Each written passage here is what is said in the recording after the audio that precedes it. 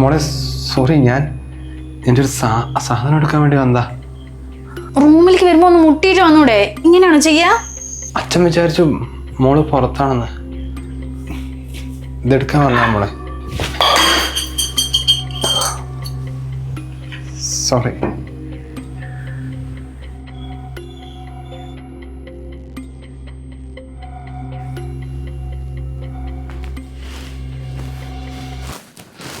D, എന്താടി ഇത്? നിന്റെ 10ാമത്തെ വയസ്സിൽ അച്ഛൻ പോയതാ. അവിടുന്ന് അങ്ങോട്ട് എന്ത് ചെയ്യണം ഏത് ചെയ്യണമെന്ന് അറിയാണ്ടേ അമ്മ കുറേ നടന്നിട്ടുണ്ട്. ആ ഒരു സമയത്ത് നാട്ടുകാരോ കുടുംബക്കാരോ വീട്ടുകാരോ ആരും അമ്മൻ്റെ കൂടെ ഉണ്ടായിരുന്നില്ല. ഇനി ഒരിക്കലും വേറെ കല്യാണം കഴിക്കില്ല എന്ന് അന്ന് തീരുമാനിച്ചായിരുന്നു. പക്ഷേ വിധവയായൊരു പെണ്ണിനെ ഈ നാട്ടിൽ ഒറ്റയ്ക്ക് ജീവിക്കാൻ പറ്റില്ല എന്ന് ഈ സമൂഹം തന്നെ എന്നെ പഠിപ്പിച്ചതാ മോളെ. ദേവൻ എൻ്റെ കൂടെ വർക്ക് ചെയ്യുന്നല്ലേ, നമ്മളെ എല്ലാ കാര്യങ്ങളും അറിയുകയും ചെയ്യും. അതറിഞ്ഞിട്ടും മൂപ്പർ നമ്മളെ ജീവിതത്തിലേക്ക് സ്വീകരിച്ചില്ലേ. അന്നു മുതൽ ഇന്ന് വരെയും നിന്നെ സ്വന്തം മോളിനെ പോലെ കണ്ടിട്ടുള്ളൂ. പക്ഷെ നീ എന്തിനാ ഇടയ്ക്കിടയ്ക്ക് മൂപ്പരെ കുറിച്ച് ഓരോന്നും പറഞ്ഞുണ്ടാക്കണത്? ആ മനസ്സ് എത്ര വേദനിച്ചിട്ടുണ്ടാവുന്നറിയോ?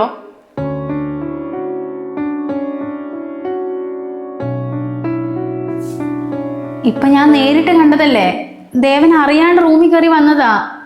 അപ്പോഴത്തേക്കും നീ എന്തൊക്കെയാണ് മോളെ പറഞ്ഞുണ്ടാക്കുന്നത്?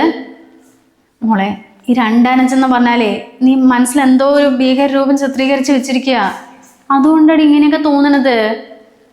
ദേവനൊരു പാവമാ. നാട്ടിലും കുടുംബത്തിലും വീട്ടുകാർക്കൊക്കെ എന്ത് ഇഷ്ടമെന്നറിയോ?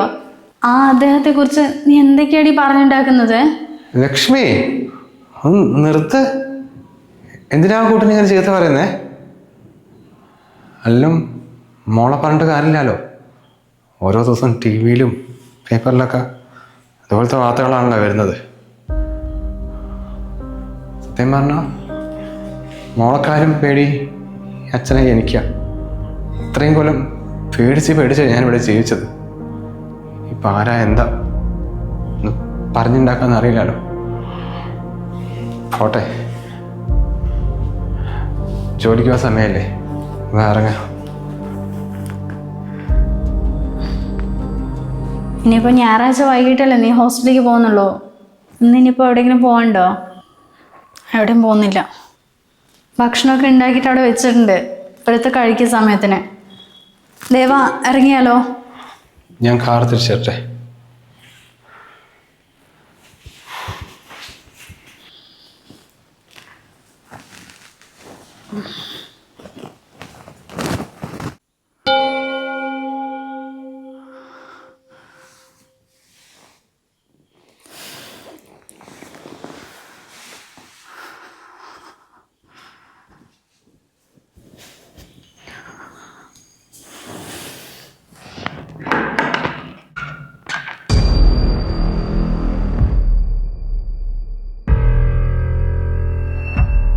എന്താ മോളെ, എന്താ അച്ഛനെ കാണാത്ത പോലെ നോക്കുന്ന? എന്താന്നറിയില്ല, ഓഫീസിലെത്തിയത് നല്ല തലവേദന. പിന്നെ അവിടെ നിൽക്കാൻ തോന്നിയില്ല. എന്നല്ലാണ്ട് മെഡിക്കൽ ലീവ് ഉണ്ട്. പിന്നെ എൻ്റെ കുട്ടി നാളെ കഴിഞ്ഞാൽ മറ്റന്നാൾ ഹോസ്റ്റലിലേക്ക് തിരിച്ചു അല്ലേ.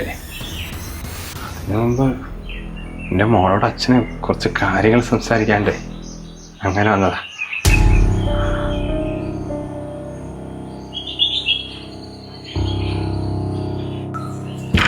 അതെ, ഇനിയിപ്പോ അച്ഛൻ വീട്ടിൽ വന്നു പറഞ്ഞിട്ട് അമ്മനെ വിളിച്ചറിയാൻ നിൽക്കണ്ട. അമ്മനോട് പറഞ്ഞിട്ട് തന്നെയാ വന്നത്. അപ്പൊ അമ്മ തന്നെയാ പറഞ്ഞത്, തലവേദനയാണെങ്കിൽ ഓഫീസിൽ നിൽക്കണ്ട, വീട്ടിൽ പോയിട്ട് റെസ്റ്റ് എടുത്തോന്ന്.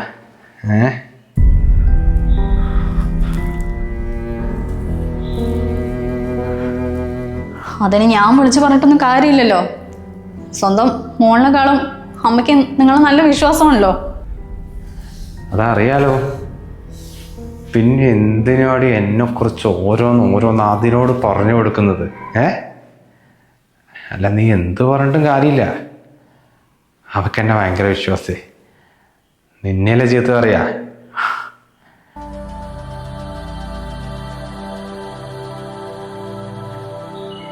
നിന്റെ അമ്മ മാത്രമല്ല കേട്ടാ, ഇനി നീ എന്നെപ്പറ്റി എന്തൊക്കെ പറഞ്ഞാലും ഈ നാടും നാട്ടുകാരും കുടുംബക്കാരും ബന്ധുക്കാരൊക്കെ വിശ്വസിക്കാൻ പോകുന്നില്ലടി.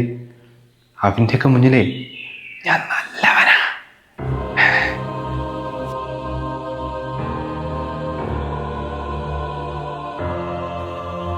നിന്റെ അമ്മയൊരു പാവടി. സത്യം പറയാലോ, 30-34 വയസ്സിനടിക്ക് ഒരു 85-86 എവിടെയെങ്കിലും ഞാൻ പെണ്ണ് കാണാൻ പോയിട്ടുണ്ടോ? പക്ഷെ ആർക്കും എന്നെ ഒന്നും ഇഷ്ടമാകുന്നില്ല. ഓരോരുത്തർ ഓരോ കാരണമാണ് പറയുന്നത്. അതിനിടയ്ക്കാണ് നിന്റെ തന്ത ചത്തിട്ട് നിന്റെ അമ്മ ഈ വിഷാദം അടിച്ച് ഓഫീസിലൂടെ നടക്കുന്നത് കണ്ടത്. എന്തായാലും എനിക്ക് ഏതൊന്നും പെണ്ണ് കിട്ടാൻ പോകുന്നില്ല. അങ്ങനെയൊന്നും അവളെ മുട്ടി നോക്കിയതല്ലേ. സത്യം പറയാലോ, അന്നേരമൊന്നും നീ എൻ്റെ മനസ്സിലില്ല. നീ പൊടിയല്ലേ. പക്ഷെ നീ വളരെ വളരെ വളരെ നീ പെട്ടെന്നാടി വളർന്നത്. ഞാൻ എവിടെയോ വായിച്ചിട്ടുണ്ട്, ഈ പെണ്ണ് കാരണം മനുഷ്യന്മാര് മൃഗങ്ങളായിട്ട് മാറുന്നു. അത് സത്യടി.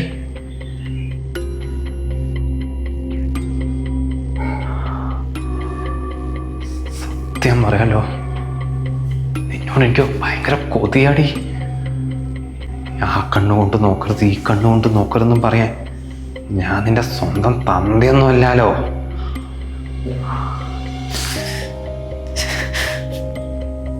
നാണമില്ലടാ നിനക്ക്? എൻ്റെ അമ്മയ്ക്ക് നിന്നെ അത്രയും വിശ്വാസമാണ്. നിന്നെ അച്ഛൻ വിളിക്കുമ്പോഴൊക്കെ ആ ഓരോ വിളിയിലും ഞാൻ എന്നെ തന്നെ പഴിച്ചുകൊണ്ടിരിക്കുക. ചെറുപ്പം മുതൽ നീ എന്നെ ദ്രോഹിക്കാൻ തുടങ്ങിയതല്ലേ? കുളിക്കുമ്പോ എത്തി നോക്കണം, ഉറങ്ങുമ്പോ അടുത്ത് വന്നിരിക്കണം, അവിടെ ഇവിടെ. ഞാൻ കുറെ തവണ എൻ്റെ അമ്മയുടെ അടുത്ത് പറഞ്ഞു നോക്കിയതാ. അപ്പോഴൊക്കെ അമ്മേനെ ചീത്ത പറഞ്ഞിട്ടേ ഉള്ളൂ. നീ അച്ഛനെ സ്വന്തം അച്ഛനായിട്ട് കണ്ടാൽ മതി. മൂപ്പനെ ദേഷ്യത്തോടെ നോക്കുന്നുണ്ടാ എനിക്ക് അങ്ങനെയൊക്കെ തോന്നുന്നുണ്ട്.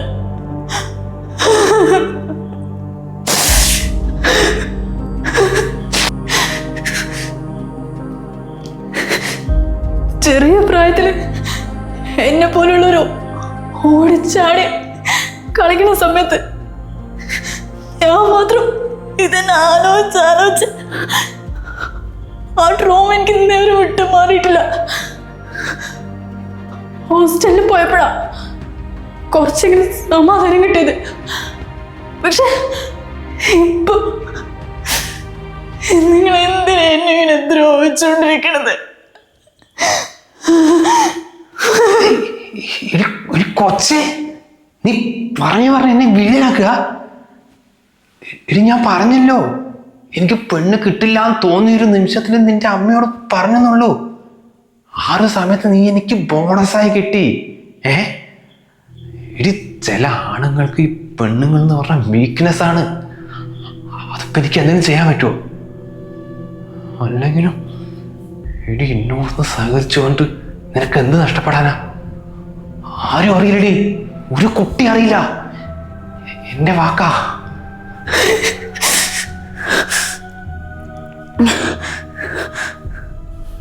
പോലീസിൽ കംപ്ലൈന്റ് കൊടുക്കാൻ എനിക്ക് അറിയായിട്ടല്ല. അപ്പോഴും അമ്മ എന്നെ ചീത്ത പറയാ. ആർക്കും എന്നെ മനസ്സിലാക്കാൻ പറ്റുന്നില്ലല്ലോ. നീ പറഞ്ഞ ശരിയാടാ. നാട്ടുകാരും കുടുംബക്കാരും ആരും ഞാൻ പറയണ വിശ്വസിക്കില്ല. അവരുടെയൊക്കെ മുന്നിൽ പകൽമാനിയാണടാ ചേറ്റെ.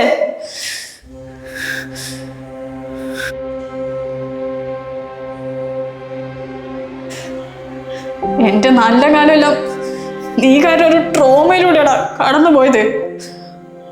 പലതവണ ജീവിതം വരെ അവസാനിപ്പിച്ചാലോ നോക്കിയതാ. പക്ഷെ നിന്നെ പോലൊരു നാറിക്ക് വേണ്ടി ഞാൻ എന്തിനാ എന്റെ ജീവിതം കളയേണ്ട ആവശ്യം? ഹോസ്റ്റലിൽ വന്നപ്പോ തന്നെ ഇതുപോലൊരു സിറ്റുവേഷൻ ഞാൻ പ്രതീക്ഷിച്ച തന്നെയാ. എല്ലാം കണക്കാക്കി തന്നെയാ ഞാൻ നാട്ടിലേക്ക് വന്നത്. നിന്റെ ഈ വരവും ഞാൻ പ്രതീക്ഷിച്ചതാടാ.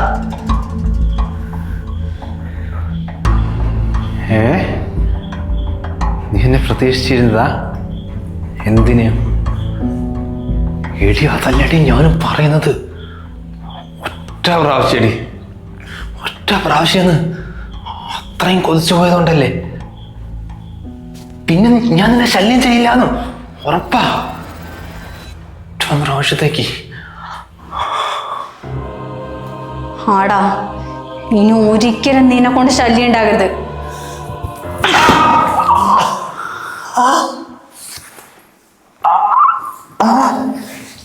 എവിടെയാണ് ചോട്ടത്?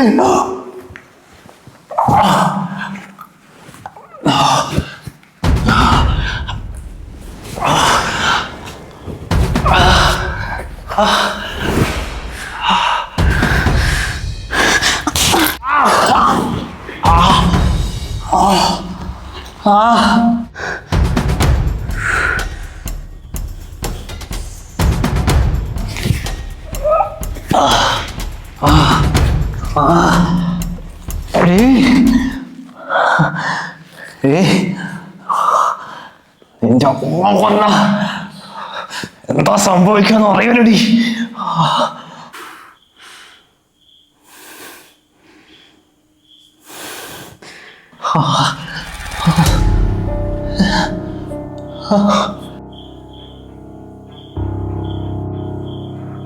മോളെ, ദേവന് തലവേദന കേട്ടോ, വീട്ടിലേക്ക് വരുന്നുണ്ട്. നീ അതൊന്നും പറയാൻ നിക്കണ്ട.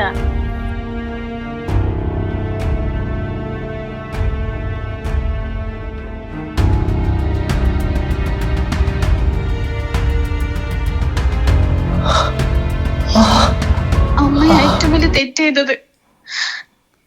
ഇത്രയും തവണ എന്റെ മോള് പറഞ്ഞിട്ടും നിന്നെ വിശ്വസിക്കാണ്ട്. ഇപ്പൊ പോലീസിനെ അമ്മ വിളിക്കാം മോളെ. പോലീസ് വരുമ്പോഴത്തേക്കും അവൻ എന്താ ചെയ്യാൻ പറ്റുന്നത് മോള് ചെയ്തോ, ബാക്കി അമ്മ നോക്കിക്കോളാം.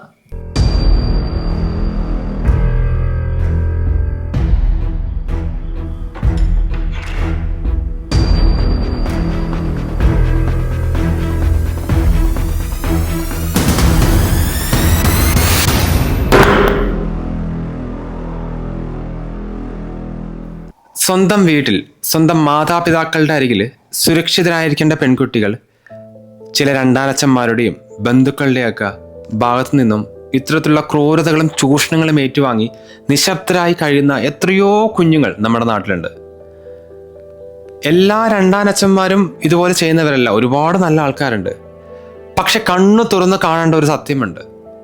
ഈ സമൂഹത്തിൽ ഇതുപോലത്തെ തെമ്മാടികളായ മനുഷ്യരും ജീവിക്കുന്നുണ്ട്.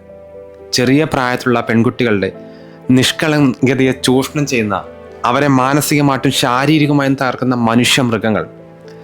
ഇത്തരം കാര്യങ്ങൾ വീട്ടിൽ തുറന്നു പറഞ്ഞാൽ നീ അടങ്ങിയിരിക്കുക എന്ന് പറഞ്ഞ് കുറ്റപ്പെടുത്തുന്ന അമ്മമാരും അച്ഛന്മാരുള്ള വീടുകൾ നമുക്ക് ചുറ്റുമുണ്ട്. ഈ ചെറിയ പ്രായത്തിൽ ആ കുഞ്ഞുങ്ങൾ അനുഭവിക്കുന്ന മാനസിക സംഘർഷം എത്ര വലുതാണെന്നറിയാമോ? പലരും ആരോടും പറയാൻ വയ്യാതെ ഉള്ളിലൊതുക്കി നീറുകയാണ്. ദൈവം രക്ഷിക്കട്ടെ എന്ന് കരുതി ജീവിക്കേണ്ടി വരുന്ന ആ ഒരു അവസ്ഥയുണ്ടല്ലോ, ആ മാനസിക തകർച്ച ജീവിതകാലം മുഴുവൻ ആ കുട്ടികളെ വേട്ടയാടും. ഒരു കാര്യം ഓർക്കുക, മക്കളെന്ന് പറയുന്നത് അത് നിങ്ങളുടെ മാത്രമാണ്, മറ്റുള്ളവർക്കല്ല. ഇതുപോലെ അനുഭവിക്കുന്ന ഒരുപാട് പെൺകുട്ടികൾ ഇന്നും നമുക്ക് ചുറ്റുമുണ്ട്. പലരും ഇതൊക്കെ പേടിച്ചിട്ട് പറയാതെ മൂടി വയ്ക്കുകയാണ്. ഇതൊന്നും മൂടി വെക്കേണ്ട കാര്യമില്ല, തുറന്ന് പ്രതികരിക്കുക. കാരണം ഈ ഒരു മൗനം ഏറ്റവും വലിയ തെറ്റാണ്. നാളെ നിങ്ങളുടെ ജീവിതം തന്നെ അത് തകർത്തെറിഞ്ഞേക്കാം. ഈ ക്രൂരതകൾക്കെതിരെ ശക്തമായിട്ട് പ്രതികരിക്കാൻ ഓരോ പെൺകുട്ടികൾക്കും ധൈര്യം ഉണ്ടാകട്ടെ എന്ന് ആത്മാർത്ഥമായിട്ട് ആഗ്രഹിക്കുന്നു.